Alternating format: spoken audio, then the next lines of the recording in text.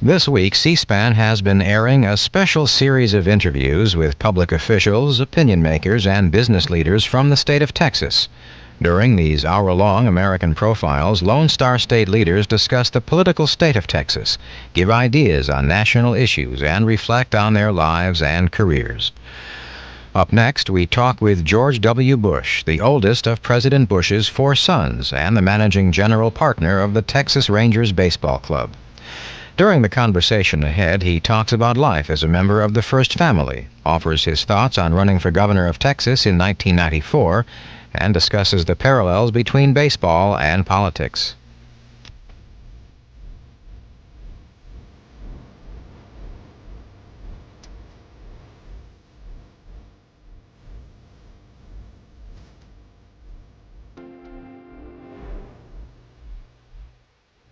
George Bush, what's it like to be a Texan?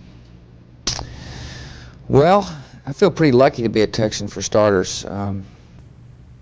My folks moved to West Texas when I was 2 years old. I was born in my dad's sophomore year at Yale, and we moved to 2, and that's all I've known what it's be to be a Texan. I've been a Texan in Texas. I've also been a Texan outside of Texas, and I think there's 2 different feelings. Inside of Texas, it's a very comfortable feeling. People are great.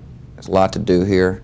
There's kind of I think a can-do spirit in Texas. Outside of Texas, you're kind of an anomaly. People always want to know what a Texan is like, and those of us who have been Texans outside of Texas, we have to restrain ourselves from not being too much of a Texan outside of Texas. But I love it. I mean, Texas is my life, a big part of my life. I'm very proud of it, proud of the heritage that I've got here, and wouldn't trade it. What have the last couple of years been like? We keep hearing that Dallas is in trouble and Houston is in trouble. Well, for me personally, it's been unbelievably exciting. I'm doing something that I think everybody who's ever been to a baseball game would love to do, and that is be a part of baseball. It's a fabulous sport, so I've had a wonderful time. I think Texas is beginning to rebound. I think the psychological spirit is much higher here. I was in West Texas prior to moving to Dallas, and people there are still a little depressed because the oil industry busts. It's a one-horse town, really, which is oil. People haven't quite rebounded yet from the severe depression that we have been through out there. But in the big metropolitan cities, Houston and Dallas, I think the economies are rebounding, and most importantly, as a result of that, people are beginning to feel a lot better about themselves and about their future. And so much of the psychology of the society is hope. Is there hope? And I think a lot of people here feel that way. So Texas is a force to be reckoned with economically and politically. And there's some wonderful things on our horizon here in Texas. I think the free trade agreement with Mexico is going to make Texas an incredible place to do business. Why? Well, it's going to be the gateway of goods and services coming from Mexico. Mexico has got such incredible resources, untapped resources, labor, great pool of labor, and the need for capital. And as people discover the benefits of doing business in Mexico, and vice versa, Texas will become the gateway for all that trade. It'll mean cultural exchanges, it'll mean people exchanges, it'll mean big business opportunities. We're also fixing to build a super collider here, which will put the United States on the forefront of technological advancement. It's right south of Dallas, but it affects a giant area. So the combination of those 2 things, plus the natural resource base of Texas, agricultural and energy and high-tech business, makes Texas a great frontier and a horizon. And combine that with the entrepreneurial spirit, it's a place where young people who are interested in making a buck ought to come. How'd you get into baseball? Well, I kind of stumbled into it. It was right at the campaign, I think right after you and I talked. In 1988, a buddy of mine, Bill DeWitt, whose daddy used to own the Cincinnati Reds, called me and said he thought that the Texas Rangers were for sale. And I said, well, I happen to know the owner, a man I grew up with up around in Midland, Texas, an oil guy named Eddie Childs. I'm mad too, Eddie, and one of the real characters of Texas business and a great guy. And I called Eddie on the phone, and after the campaign I went to see him, and the team was for sale. And I was able to put together the group of capital to buy the club, most of it from Texas, here in Texas, and a lot of it from, some of it from outside the state, and bought it. but it was something I knew I wanted to do once I saw the opportunity was available. It meshes nicely with my life right now.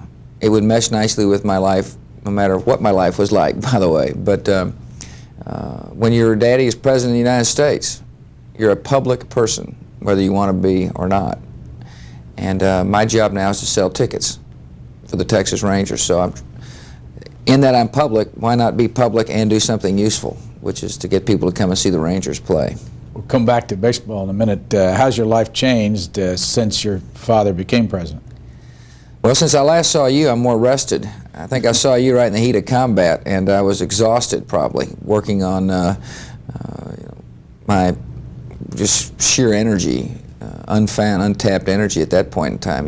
When you're on in a campaign, you really go on autopilot. It's like a marathon runner, mile 20, looking for mile 26, and just heading blindly toward the finish line. I've been able to relax pretty well, just personally. I think it matters that I'm 44 years old, 42 when he got elected. I had been through a lot in my life. I had some ups and downs, some business successes and some tough times, so that I wasn't trying to prove myself. I think if you try to prove yourself and your father's the president, if you have some axe to grind, you got a real problem. And I had worked through most of the axes I needed to grind prior to him getting elected, so I didn't feel any great competitive urge to try to show off or go on the wild side of things in order to find myself in the middle of the fishbowl existence. There have been some bad moments, bad press, not so much for me, but for other members of my family. I don't like it when the editorialists write personal things, or the cartoonists, the elitist cartoonists, write little, unfair characterizations of my dad. On the other hand, the good has been just tremendous.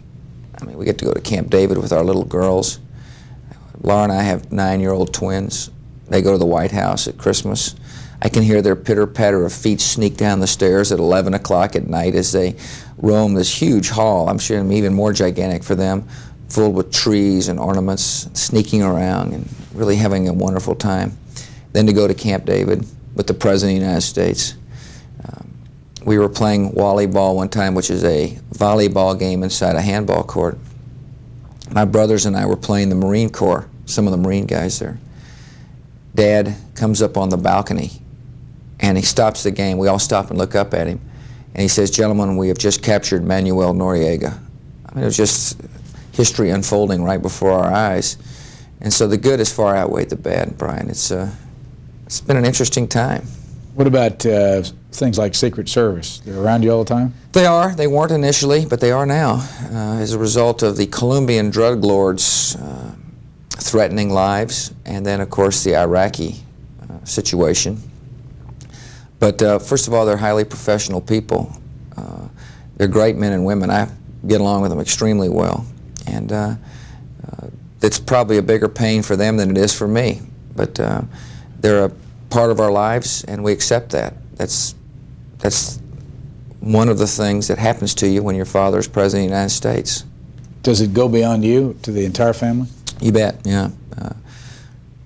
Sure does. Everybody. And is this more intense than it ever has been, as far as the family extended coverage? No, I think, you mean in terms of other families? Yeah. No, I don't think so. I don't think so. I think it probably at times it's been more intense. But I think that, when you're at war, your country's at war, it gets very intense. And there was intense scrutiny, which was fine with me. You never know what nut is going to surface out there. And but I think this protection is the same protection that was offered Lyndon Johnson's kids, for example. What did you think of the war? I was really proud of the way George Bush ran it, for starters. I didn't have all the intelligence necessary to make the decision, but I was one of the 87% that supported him. The thing that made me most proud was, I remember I was a Vietnam-era guy. The president who set a goal and said to the military, "You go out and run the mission. My mission is not to second-guess you. My mission is to support you. Pick the best people you can." And he did with Cheney and Baker and Colin Powell and Norman Schwarzkopf, although he didn't pick Norman, but the military picked Norman. And said, "Fine, go get them. Unleash. and they did. And so I was very proud of the way he conducted himself in terms of the commander-in-chief, being the commander-in-chief. I was also really proud of the fact that he showed tremendous compassion. See, I think his popularity soared not only because we conducted the war well and won, but also because as the commander-in-chief, George Bush showed the human side of himself, which I've known for a long time, and that is he cared about the lives that were lost, cared about the people that were risking their life, and showed tremendous emotion at the appropriate time to share the grief with the American people. So I was very supportive of him and the war. Did you find yourself getting tenser as that whole drama unfolded? You bet. Yeah, I was pretty interested in it all. I of course was fairly hawkish. My attitude was, if you're going to draw the line, go get them. And he of course had much more intelligence than any American did, and he knew exactly what he was doing. But I can remember the anxiety as to whether or not we were going to go at all. There was a period of time when everybody was second guessing, and whether is Bush going to move or is he not going to move? You know, what's he going to do? And I remembered all I had to do is hark back to my teenage years when he said simply, George, if you do it again, you'll be in trouble. And of course I did it again and was in trouble. And he's a man of his word, and I had momentarily forgotten that, evidently. And when he told Saddam Hussein that if on January 15th or whenever it was, if you don't move, we're in, lo and behold, he went. And there was anxious moments there. And of course there was anxious moments after the attack began, praying that everything went well. And it was, the achievement went beyond everybody's wildest expectations. And that was, we can thank God for that. Have you or your father or your relationship changed at all since he's now president? Not really. Changed more during the campaign, I think, for the good. I imagine you and I talked about this. I can't remember exactly, but during the campaign, as you know, I got to go to stand by his side as kind of a youthful warrior, and as he went off to political battles. I hate to keep using the war analogy, but I saw him in action, and he saw me in action. And I think he respected my judgment, my political sense. I carried some missions on for him, and I think I accomplished them like he'd hoped I would. Since then, he has been so busy that the only time I've been with him has been father-son time, as opposed to any kind of professional business time. And so our relationship is really the way it's been for a long time, and that is, an admiring son to a hopefully respectful father. And I can't remember whether I read this or whether you told me this in our last interview, that during the campaign you made something like 15 trips to Texas. You bet. And that you were toying with the idea of running for office, a governor. Right, well. Race. What happened? Reality set in. I was making a living in the baseball business at the time, and I was having a great time about it. My family was not ready for me to run for governor. We'd just been through one campaign, and Barbara and Jenna and Laura just were ready to go through another one. We were a young family, and wasn't appropriate.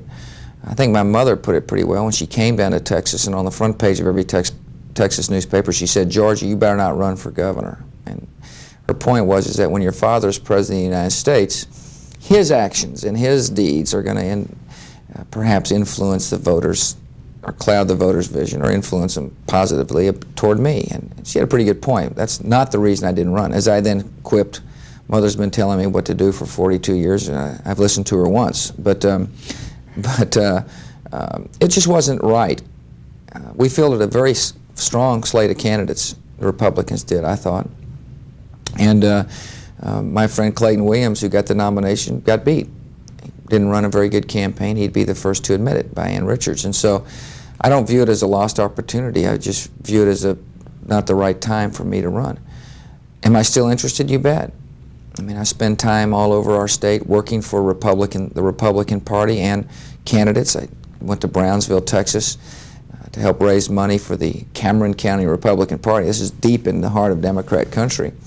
But also for my friend Tony Garza, who's a county judge in Brownsville, Texas, a young Hispanic leader who's got a tremendous future, but who needed help to raise money. And I just happened to be Nolan Ryan's boss and Barbara Bush's son, so I'm a fairly decent draw these days. And lo and behold, we raised him some pretty good cash. Does it rule out then a chance to run in what, 94? No, it doesn't at all. My family's older, and I'm older. George Bush will be at the end of his administration. We just have to take a look and see. Ann Richards, the verdict is still out on her. One doesn't want to go on any suicide missions. If she signs an income tax, she'll be in trouble in this state. We've never had an income tax. We don't need an income tax. And yet the lieutenant governor is pushing for an income tax, and she is yet to be heard on the issue. My judgment is that if she signs an income tax, she'll be through. And we'll see whether she can escape that or not. She also hadn't taken any lead on the education issue. And if she doesn't do that, she may be through as well. But she's had a pretty good first term in terms of not damaging herself.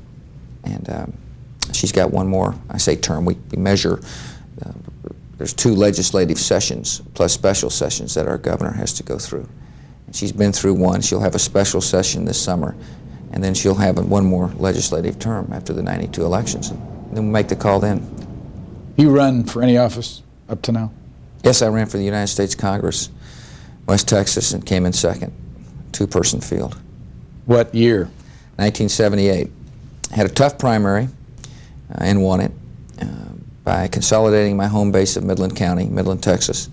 We turned out a huge vote, whipped the guy who was from Odessa, which is the rival city, and then ran against now Republican Kent Hance, who was the conservative Democrat, popular in the district. Out-campaigned me, frankly. I raised probably more money than he did. But he was a better rural candidate than I was a better rural candidate. And since then, we've become great friends, by the way. But he taught me some pretty good lessons about Texas rural politics. It's funny, after that campaign, I had a great experience. It was my first year of my marriage. So it was like kind of honeymooning on the campaign trail. Secondly, I really got to be a better person from losing, believe it or not. No one likes to lose. But I learned a lot about myself. There's nothing like a nice dose of humble pie at the age of 32 to maybe make you a better person. What'd you learn about politics? Well, I learned that campaigning is kind of what I always knew about it, frankly, that there's a beginning and an end to it. And I really do view it as a foot race, that you pace yourself, but you don't stop. It's an incredible amount of hard work. It takes a lot of energy. And you got to keep your head about yourself. It doesn't do you any good to body slam your opponent. But you try to get a message out, and you repeat the message. And it's important to be repetitive and simple. The person who gets up there and tries to redefine the International Monetary Fund's role in world affairs to West Texas farmers is going to get about 30 seconds worth of hearing. And it's important to keep your message simple and repeat it. It's important to be decent and hard work. In terms of the governing side, I've never had that experience yet, so I can't answer. But I liked it. It's a tough life, but there's something exhilarating about it. And when you combine that with the notion of serving people and trying to make the society a better place that you care about, for example, Texas, which I really do care about, then it becomes worthwhile. Does speaking matter? In other words, when you address a group, and how do you do it? I'm pretty good at speaking. I mean, am I good or bad at it? Yeah, I think I'm pretty good at it. I give a lot of speeches. I think speaking is a function of knowing your topic and being comfortable as you address it to people, to be relatively calm and be matter of fact with folks, but to make your points and make them well. But that's knowing the speech and knowing the subject you're doing. I'm pretty good at it. I think more as importantly is the capacity to do what you do, which is to look into a TV camera and get a message out. Unfortunately, or fortunately, whatever your perspective is, but that's so much of a campaign is the capacity to find the person that never gets to see you in person, and in the short period of time be able to project a image of sincerity and caring and decency. If you were to get elected to any office, what are your missions? What's your vision as to what you would want to accomplish? Well, I think in Texas, and let's just focus on Texas, I think there's 2 different sets of issues. One would be the national issue. One would be the Texas issue. In Texas, the role of the governor, for example, I'm not suggesting that's what I'd run for, but if I were the governor of Texas, I'd be concentrating on education. Over half our budget goes to education. It's one of the real public services we provide for our folks, and we do a lousy job in Texas. So I would have a vision of a more choice-oriented or parental involvement-oriented school system, where teachers make a lot of the decisions and where the administrators actually administrate as opposed to decide classroom policy, for example. I think Mexican-Texas relations are going to be vital. I mentioned earlier the notion of free trade. I think we got to make sure we have people in Texas government that understand the sensitivity of dealing with the Mexican government so that the relationship becomes welded together for a long time coming. I think that we run a great risk of taking a treaty and not administering it properly. And I think the Texas officials are going to have a major role in seeing that Texas or United States and Mexican relations work well. In the past, we've had Texas leaders that kind of treat the Mexicans as, you know, the people down south and take a very arrogant attitude. And that, I don't care how strong the treaty is that binds, you also have got to have a good people-to-people relationship with your neighbors. I think that the person that's able to do that is going to be a tremendous credit to Texas and the country. And then, of course, there's the issues of highways and prisons. We need more prison beds in Texas. We've got a tremendous overcrowding here at the county level. So those are the issues you'd concentrate on. And I think also just in terms of Texas values, you know, there's nothing wrong with change, but you want to make sure as you do change, some sacred things about Texas's past remain. Hard work, you know, right-to-work state, limited terms for legislatures. We meet only 4 months out of every 2 years here in this state, which is probably a pretty good way to do things. If you don't let them meet, they're not going to do that much harm to you, type attitude. And on a national level, I think it would be concern to protect the marketplace would be one of my biggest just kind of general philosophies, because I view the marketplace as the most democratic place for people to exercise their free will. And without a marketplace, you end up with a regulated economy where economic decisions are made by a handful of kind of detached bureaucrats, which is probably the most frightening thing I could think of that could happen to society. We keep hearing that, and there's a national sense, you hear it from reporters, that the Texas governor doesn't have any power. Well, that's not true. The Texas governor doesn't have powers relative to certain other states, but the Texas is run by boards and commissions. You got to understand, Texas has a constitution that reacted to the carpetbagging right after the Civil War. And there was a governor appointed down here by the Reconstruction folks that was despised. And so when the normal Texans took government back over, they fashioned a way of government that's tightly controlled by a constitution. So in order to change their government, you actually have to amend a constitution, which is very cumbersome to some. But, and as a result, there was a real balance of power. But the governor gets to make all the appointments to the boards and commissions that run the state. That's a very powerful role. The governor's got line item veto, something I can assure you that President Bush would love to have these days. And the governor can call a special session. And on the special session, the governor can set the agenda the way, in this case, she wants the agenda set. That's a very powerful tool. Say, for example, you have a group of senators that are anxious to push migratory bird protection. And that agenda item would be put on the agenda if, for example, they were willing to cooperate on some budgetary matters. And that's a very powerful tool. So the governor can't appoint the judges. The governor can't appoint the attorney general. We elect our attorney general. We elect our lieutenant governor, who some say, and probably is, the most strongest elected official in Texas today. But the governor also has one other item that the other elected officials don't have, and that's the bully pulpit.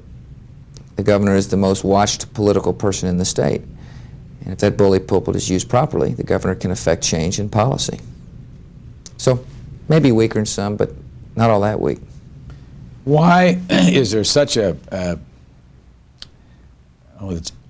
interest or a simpatico relationship between columnist politicians and baseball? That's a good question. I can understand the politicians in baseball part. Baseball is America. I mean, if you want to be associated with what's truly American and you're a politician, you better get close to baseball. Well, why is it American? Well, it's America's family sport, for starters. Ours is most other pro sports, particularly the spectator sports, have priced themselves out of the reach of the American family. What's a ticket cost to go to a Ranger game? Well, a man like you with your salary would have to pay $13, but a family of a single mother with 2 kids under 10 years old can come to our ballpark for $8. Total? Total. Now, has to ride her bicycle because parking is for, but and she can bring her own soft drinks in so long as they're not bottle or can. They're $4 tickets in the outfield, and we got, unfortunately, too many of them right now. We're underutilizing our outfield seats at $4 and at capacity for our $13 seats. And that's why we're building a new stadium, by the way. But baseball is America because it's a family sport. I mean, it truly is. And you come to our park, you see Cub Scouts and Girl Scouts and brownies and kids just running all over our park. And you got grandmothers, and it really is one of our missions in baseball, by the way, is to protect that atmosphere. I mean, what we cannot have happen is drunks and thugs run loose inside our stadium offending people, because then you do lose the capacity to call yourself America's family sport if your stadium is run over by people who have the total disregard for the kind of the safety, I don't mean necessarily physical safety, but just the environmental safety in your park. The other reason why is it's played in a park-like setting. It kind of harkens back to our past, and it's individual accomplishment for the team, individual accomplishment for the overall good, called team. And you look at Nolan Ryan. Nolan Ryan pitches no-hitters, but when he speaks, he says, "I did it for the team." There's nothing more American than that. Entrepreneurship for the good of the country, capitalism for the good of the country, the idea of creating jobs, someone risking capital to go out and create jobs for the other fella. That's what America has been about. I always joke and say, particularly west of the Mississippi, but entrepreneurship and job creation run hand in hand with that individual spirit of accomplishment, and that's what baseball is. You can't hide in piles of bodies or huddles. You're out there all by yourself, and so when the shortstop makes a brilliant play or an error, everybody sees you, and yet it affects the other 24 people on your roster. But beyond the politician, you see... the columnists, I forgot. You got George Will and David Broder, Yeah. and others spend, they'd rather, based on what you read, they'd rather spend time in the locker room than they would covering sports. You bet. I mean, covering politics. Well, I think that's an interesting aspect of the game. The way I would describe it is it's the only game where you can have George Will sitting next to the postman, and they might be able to get along because they have a common thread, and that is discussing whether or not... I don't even know who George Will's favorite team is, but whoever his favorite team is, starting pitching, is going to get through the mighty red machine. I think that's one of the wonderful aspects of baseball, is that it can hit you at all dimensions. I can't speak for George Will because I don't follow him that closely, but I think people, for example, and perhaps this is what's captivated him. You get this sense of history in baseball. It's truly the only sport where you can take Nolan Ryan, put him on the 1927 New York Yankees, and he's a player. On the other hand, you can take Babe Ruth, and I think he could make our team. Pretty certain he could. And unlike football or basketball, where the size of the people have changed the character of the game, and it's impossible to take a 1927 Brooklyn Yankee or whatever they were called, professional football player, even if they had him in those days, and try to put him on the New York Giants. You just can't do it. So there's a historical sense. There's a sense that the statistical side of baseball is so marvelous because you have a statistical basis in which to compare everybody on. One of the things we have to do in baseball is never let that change, is to keep the rules as constant as possible. And no aluminum bats, for example, because that would totally alter the way baseball could be measured from one era to the next. And perhaps that's what appeals to him. I think the individual nature of the game would appeal to a guy like Will, where he can, as I said, see the individuals accomplish great measure for the... And then it's a game of subtleties. It's not a game of smash-face defenses or bombs. It's a pretty peaceful game that allows your mind to think, by the way, in between moments of action. But it's a game of subtleties. It's hit and runs. It's skillful maneuvering of the field. It's positioning of fielders. And it's some moments of high drama as well. Let me ask you about the political analogy. As we speak, unfortunately for you, you've just lost 8 games. Right. What about the ups and downs of this business? I mean, you've been in politics. You watch that. How do you stay up as the managing director of a baseball team when you've lost 8 straight games? Well, it's tough. Right before I walked in here, I ate a glass, and no, it's tough. We had won 14 at one point during this season, a while back, and Well, we thought we were magic and geniuses, and sure enough, we turned out and had a bad losing streak. I think you play it like you do any. There's two aspects of it. One is the personal aspect, and I just think that's seasoning. I have been disappointed before. When we first bought the team, we came roaring out of the gate like at 14-4. Well, I thought I was, Mr. Magic, magic touch, and then lo and behold, we won 7 out of 28 games or something like that. Went into the tank and what year was this? 89. 89. I never recovered. We got a better team now than we did then. And we've had some injuries, and just things didn't go the way we wanted them to go. And it's actually a pretty wonderful life experience to be to pace yourself emotionally, to be patient, something I need to learn, by the way, and not to allow the mood swings to affect your daily life. And unfortunately, my family and the dog cower after a game, because I confess sometimes I get grumpy when we lose games we shouldn't lose. But I'm learning better to pace myself. Now, the other aspect that's important is how do you deal with the public? Because this is, unlike any other business I can think of, this is a privately held partnership, but the public thinks they own it, and do in a small way. I mean, they've got a piece of those Texas Rangers, and that's what we want. We want people, our fans from all over the state, saying, I own a piece of that club. Not only am I going to go see them, but I'm going to root for them and follow them. And so you have to do what I think good politicians do, and this is lessons I learned that I can transfer from the political field to the baseball field. One is talk to your fans. That means you got to have a good relationship with the press. And no matter how ugly the columnists get about us, which they do, that you got to realize that without them we can't talk to the press. To our fans. We got to have good press relations. And so I work hard to make sure that the people in the press view me as a person that's going to shoot straight with them, but understands that we have a working relationship, that they need me and I need them in order to do what I need to do best, which is to communicate with our fans. And then you lay out the message and the strategy. How does the Texas Rangers intend to compete with a club like the New York Yankees that have got much more money than we do to spend? And that is to build a minor league system, but you put the message out and you say it over and over to Rotary clubs, over and over again to the press people, over and over again to the Lions clubs or the Texas Rangers booster clubs in Tyler, Texas, or wherever it may be. And you got to work hard to get the message out there. And now the feedback is beginning to be, hey, we understand what you're trying to do. We understand budget constraints, and we understand what you're trying to do, and we appreciate your telling us that. Same in a losing streak. You've got to, just for example, last night, I sit with the fans, and I could see, people watching me go down there because is he going to show up during the tough times? He's down there gloating during the good times. Is he going to show up during the tough times? And so, like politics in baseball, there are some symbolic gestures which also make sense. Sometimes in politics they ridicule the gesture as being shallow and symbolic. Well, sometimes symbolism matters, and in this case it was the owner as a fan who has not given up on his club. Also, I was hoping the players would see me there. And when they come out of the dugout, since I'm right there, I encourage them and tell them to go get a hit and don't threaten them and cheer them on. And our front office needs the same encouragement. And so that's how you help buoy the spirits of people during a losing streak. What have you learned about, dealing with the press? What techniques do you use? Well, I try to use humor. I try to take myself lightly, but also particularly the ones who take themselves very seriously, take them lightly as well. The press taking themselves too seriously. Yeah, press guys. Some of them do that? Oh, no.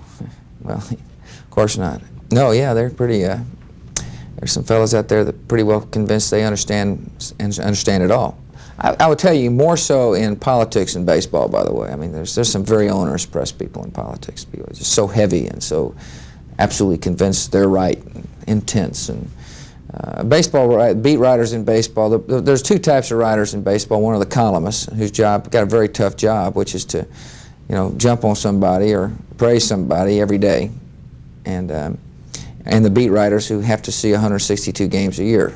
Those fellows get fairly jaded after a period of time, but they're less opinion makers than they are just reporters. And they do a good job, and I deal with them all the time, just little tidbits of information here and there. But it's the columnists and the radio talk show boys that are the ones that get pretty tough on you, and you just have to be deal with them as humans. I mean, But what doesn't work? I mean, you must have learned some things that. Well, lying to them doesn't work, or trying to deceive them doesn't work, or not being honest doesn't work, for example. Do you always talk to them? Oh, yeah, yeah. I don't try to freeze them out. In other words, if they say something I don't like, I think the key is, I mean, the biggest fella here in the marketplace, one of them is a fella named Randy Galloway. He's kind of a character, and he does a good job of getting people to pay attention to him. And he said some things I didn't like. About you personally or Yeah, about the team? that, both. And, you know, I mean, the stupidest decision ever made in the history of baseball, for example, when we, I think, canned our president or whatever it was. And I just said, Randy, look, you can call me anything you want to call me. Just keep calling me, will you? Because I want people to pay attention to the Rangers. And he laughed and I laughed, and I think he understands that I don't take it personally. Now, if he says something, he made a mistake one time, in my opinion, and kind of questioned the integrity of somebody in an organization, and I called him on it. And I think if you can just, if the moment arises where you need to castigate a person, you do it in a way that's not public and that is firm but fair. And I think Randy understood he made a mistake on that issue and has backed off subsequently. But it's not going to prevent him from second-guessing the organization or me. But so far, we've been able to keep it off of a personality plane. And that hasn't happened to my father, by the way. Unfortunately, there's a bunch of these kind of, I would call them minor leaguers who view themselves as major league writers who attack George Bush in a personal way. You wouldn't be talking about George Will, would you? Yeah, there's one. I sure would. And those kind of things hurt? Yeah, not anymore.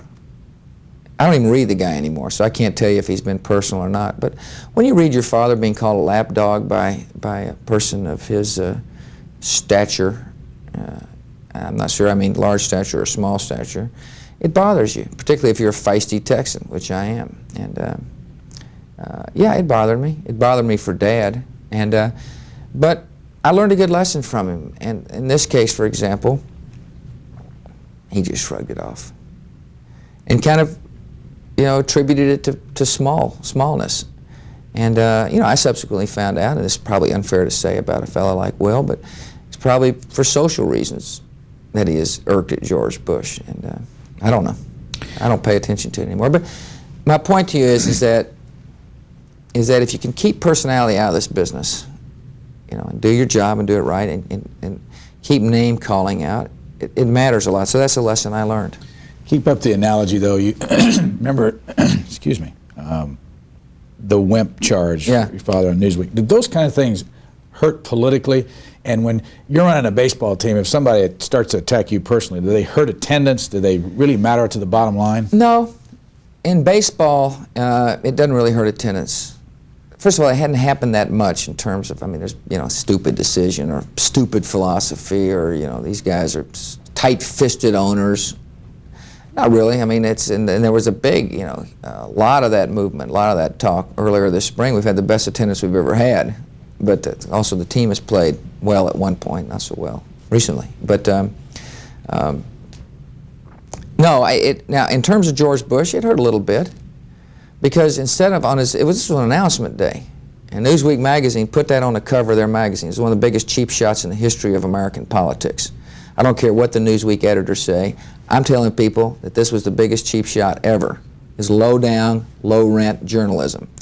And it was the day he announced for president, and I can never forget Tom Brokaw, one of these newscasters, holding up Newsweek magazine saying, "Dogged by an image problem, George Bush announces for president," just because some editors of Newsweek changed the story that a woman named Margaret Warner wrote and put that on the cover. Now, did that make me mad? Damn right it did. And but you know, George Bush shrugged it off and went on, and did not affect the outcome of the election. But you just have to learn to live with those kind of cheap shots. And I think you can either, you know, try to smooze, I guess is a Washington, D.C. word, those Newsweek people, or just ignore them. And that's what I've personally chosen to do. How much ownership do you have of the team? We don't put those figures out, but enough to be a force to be reckoned with. Are you the ultimate boss? Two of us are. A fellow named Rose and I. We have two general partners of a 24-man partnership. And A wide variety of folks, I might add, African Americans, women, all sorts of different people in our community, and it's really exciting, by the way, to manage that aspect alone. Just to manage the partnership is a pretty tough road. How do you split your responsibilities?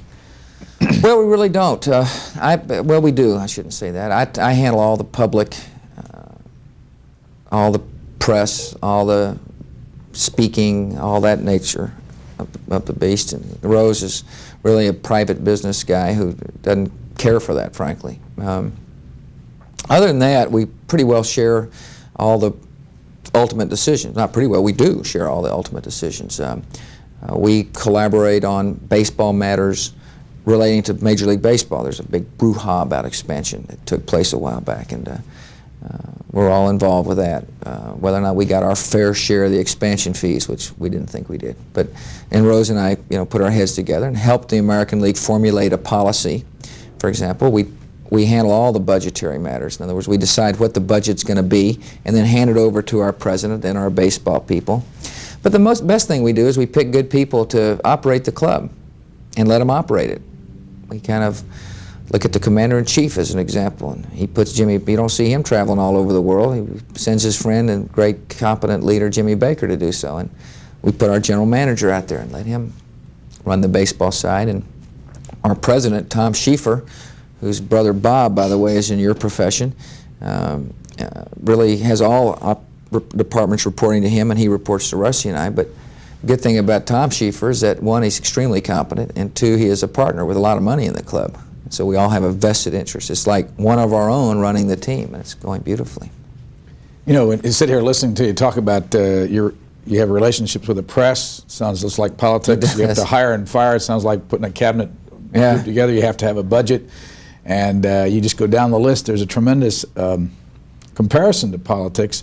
I wonder if it's more fun running a baseball team than it would be trying to run a state. Yeah, it is. It would be. I'd like to be running a baseball team when I'm 80, however, and I don't think I'd be running a state when I'm 80. I view this baseball, there's some people have accused us of trying to buy the team and then flipping it, buying it and selling it, which I have no interest in doing. It's really hard to get into baseball.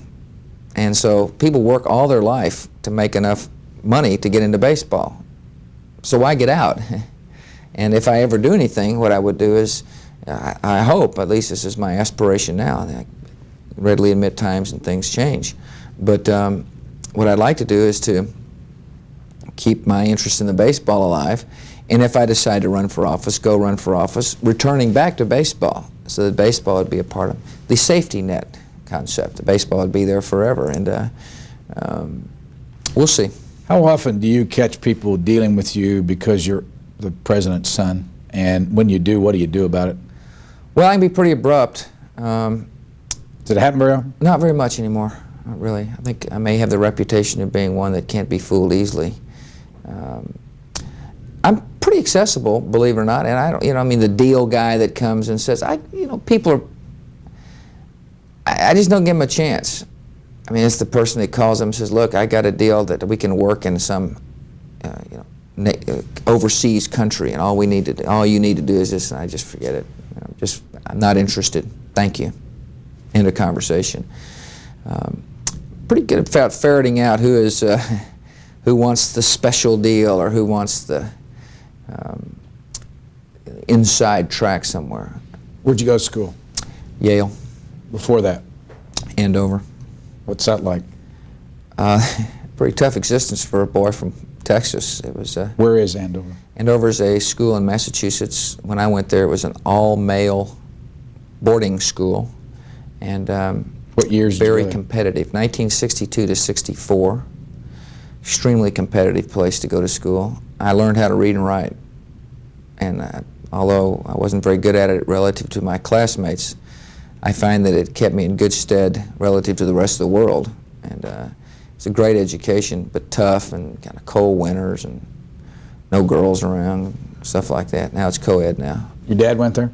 He went there. One of my brothers went there. Another brother went and exited earlier than expected.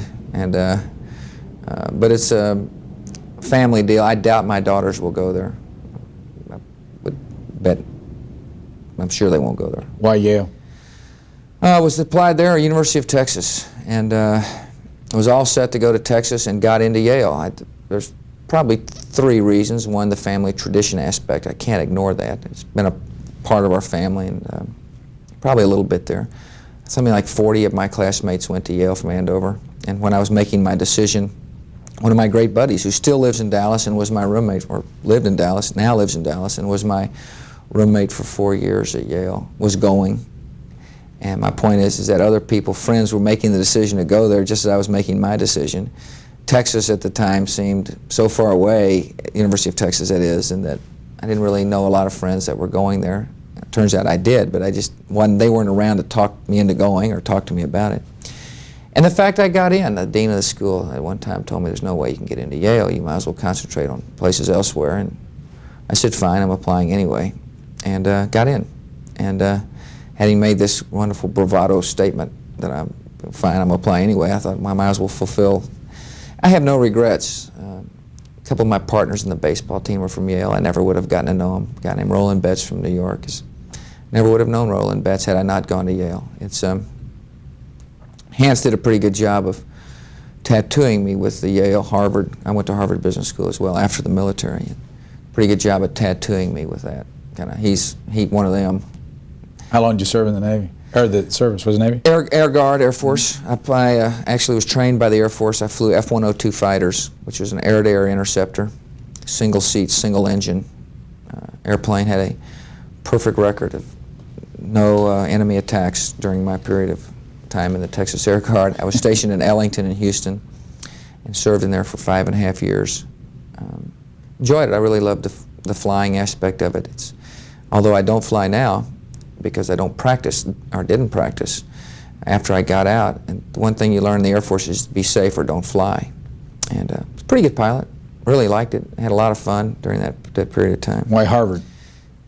Well, I was kind of a vocational training exercise. I was in the Guard. I was also working in poverty programs in downtown Houston. And, cynically say there's no money in poverty. And the point is that if you really want to make a difference, why not go make a pretty good living and pump some capital and time back into the causes that you care about. And I do that now. And I'm not a real rich guy, but I contribute quite a bit of money through my church and to other organizations directly, as well as my time. And there's the old guy who ran the program first, a great, wonderful man named John White, was the tight end for the Houston Oilers, a great friend of mine. And we were putting young ghetto kids together with athletes to try to provide father figures for these kids to relate to. And White said, you need to get out of here. I told him I was gotten into Harvard Business School. And he said, man, that's a high, fancy name school. He said, you better get up there, and if you get out, you come back and make some money. If you want to make a difference, then bring your money back into our community with you. And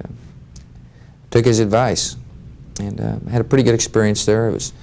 I learned, probably more in a different way. This was like Andover, this was kind of learning tools, reading and writing in Andover, and business tools. It doesn't make you a good business person. It just gives you the confidence to get out and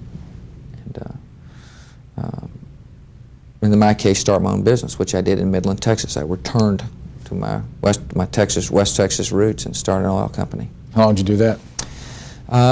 Got out there in '75, ran for Congress in '77 and '78, and then merged my company to a company called Harkin, stock for stock, in '86, right before I went to Washington.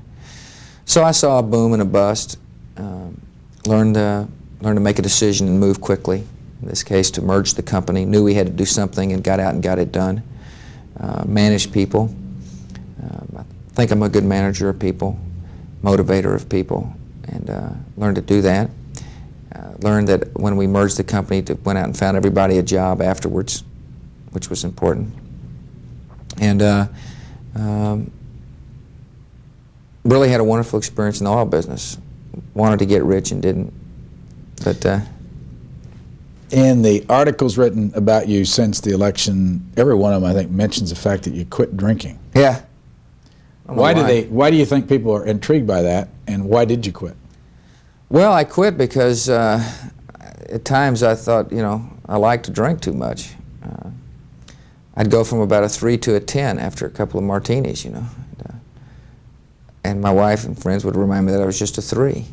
So I don't know why people make an issue out of that. I think I make an issue out of it if asked, just because I'm proud of the fact that I was a disciplined enough a person to do that. When did you quit? 85 or 86, I guess, August of 86. And haven't had a drink since then? No.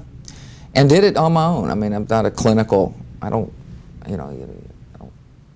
view myself as any kind of clinical problem. Although I would confess, I looked back on my life and I couldn't remember, I think maybe one year somebody said, well, can you think of any day you hadn't had a beer? And I couldn't.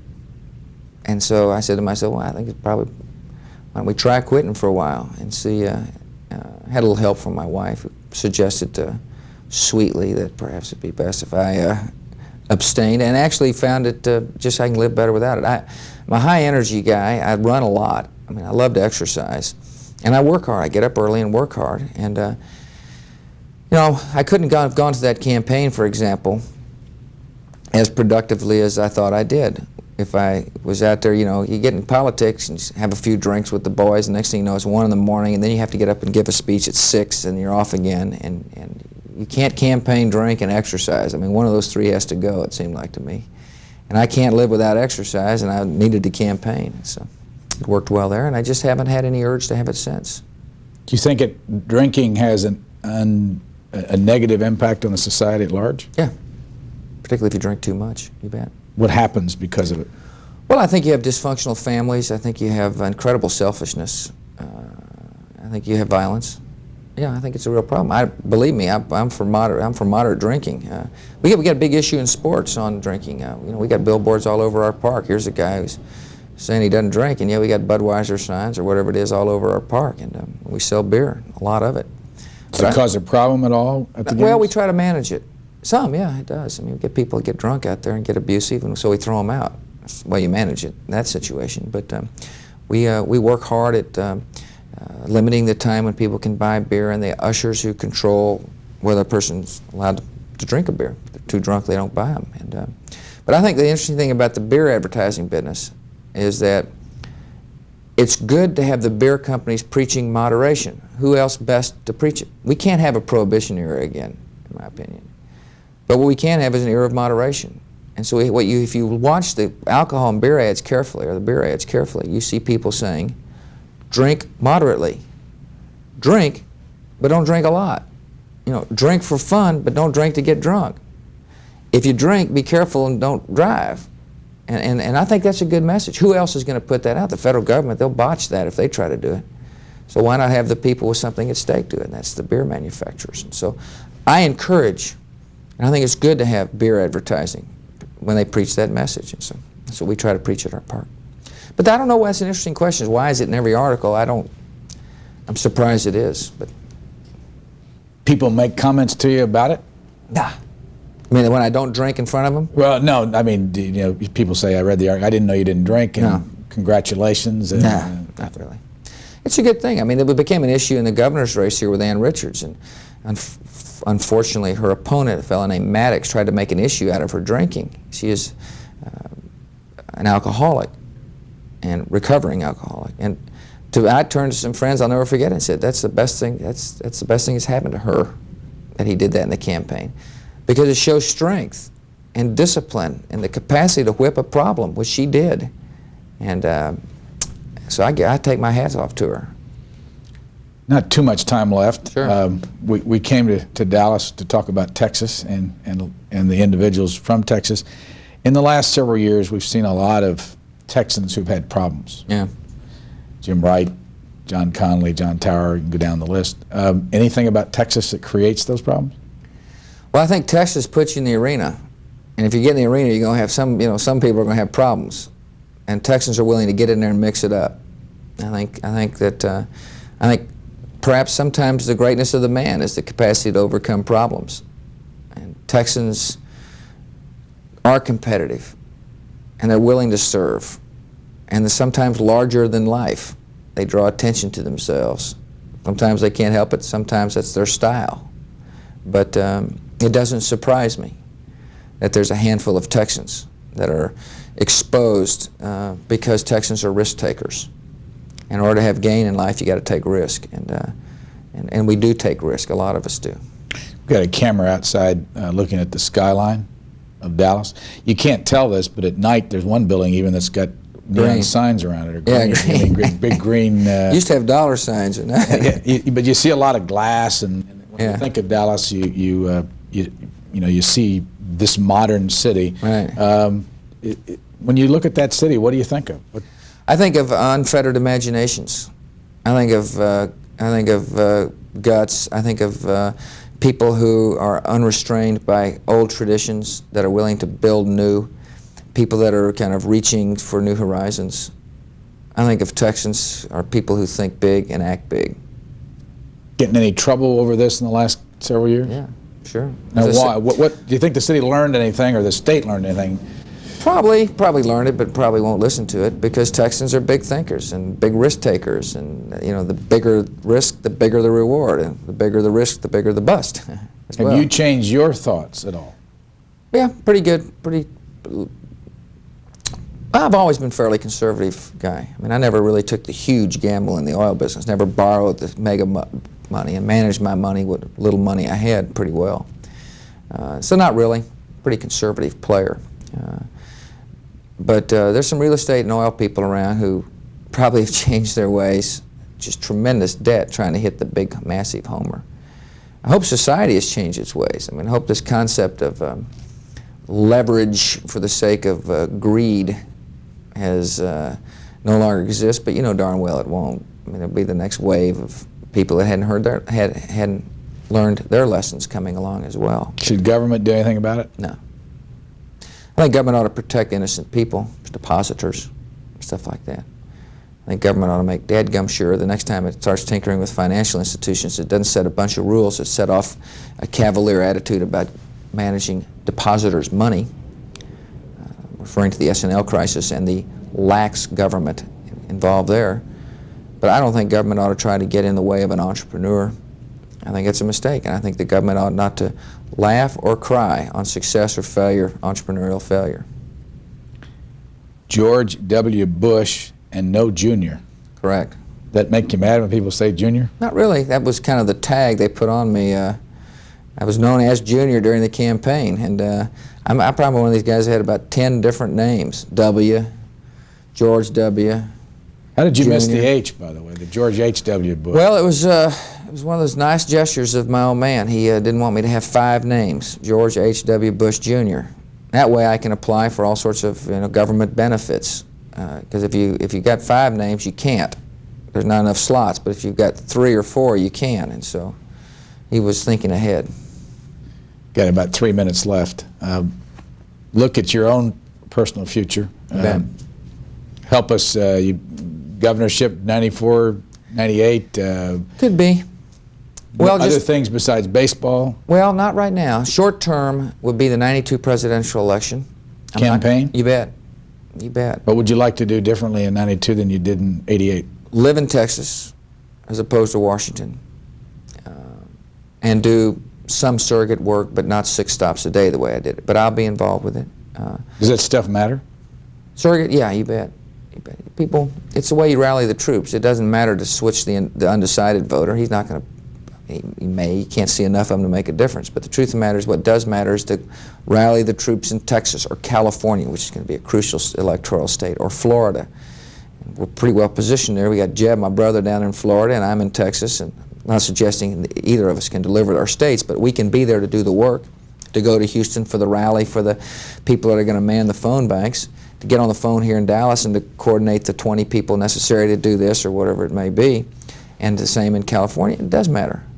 But it's not going to take, Joe Smith out there wondering whether or not he needs to vote for whoever, Wilder or whoever's running against George Bush or not. He's going to have to make up his own mind based upon the barrage of information he's had. But it helps with the trenches. And then run the baseball deal and look for other business opportunities. I mean, I look, just hadn't found yet. I've got some capacity, time and energy-wise, to devote some energy to helping another company. But always keeping my eye on that political ball here in the state, helping the party, which I do whether or not I'm going to run or not. I mean, I just enjoy doing that.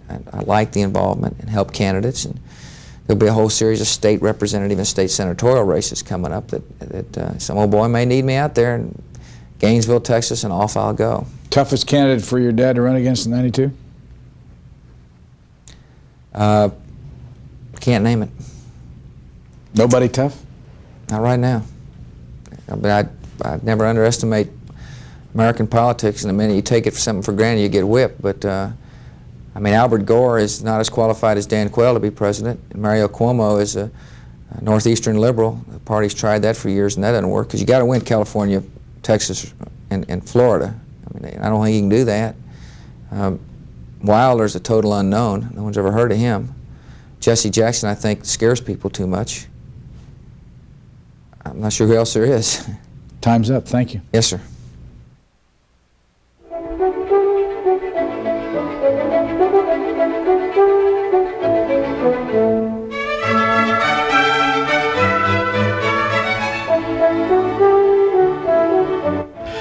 American Profile interviews with prominent Texans continue over the next few days here on C-SPAN. Tonight at 8 Eastern, 5 Pacific Time, you will meet Liz Carpenter, who served as an aide to President and Lady Bird Johnson. She reflects on her experiences during the Johnson presidency and on her career as a journalist in Washington.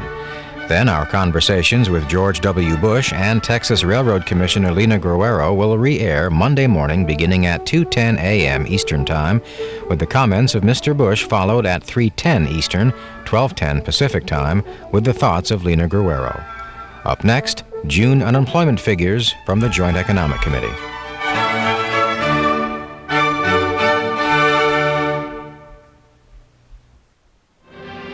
A 1964 Universal newsreel. Lyndon Johnson is elected to his first